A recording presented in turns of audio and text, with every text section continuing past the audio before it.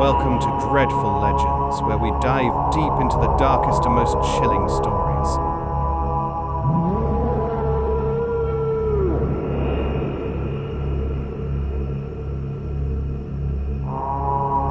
The small rural town of Oldenwood had always been a quiet, unassuming place, until the Crimson Harvest arrived. What began as a few isolated cases of strange behavior among the townspeople soon spiraled into an unstoppable descent into madness and depravity. It started with old Farmer Jenkins, who one morning stumbled into the town square, raving about voices whispering to him from the cornfields that surrounded Oldenwood. His eyes were wild, his clothes torn, and his skin bore deep gashes as if he had been clawing at himself.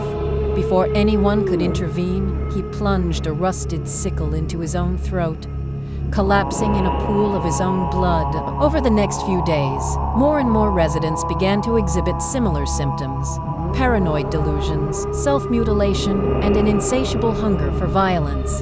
Those who ventured too close to the swaying stalks in the fields were never seen again, their anguished screams echoing through the night. As the body count rose, a young woman named Sarah discovered an ancient tome buried in the basement of the town's decrepit library.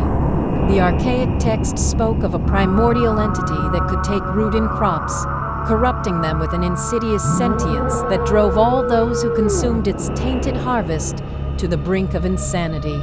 With the help of a newcomer to the town, a world-weary drifter named Jacob, Sarah sought to uncover the dark rituals that had first summoned this malign presence to Oldenwood generations ago.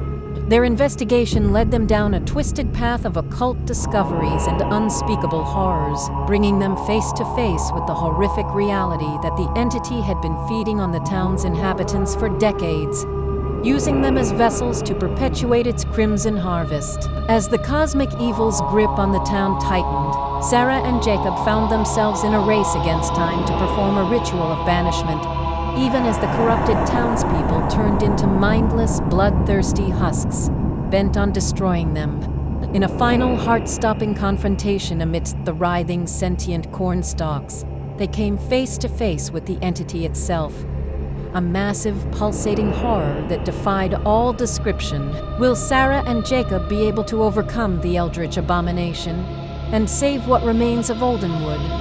Or will they too succumb to the insanity of the Crimson Harvest?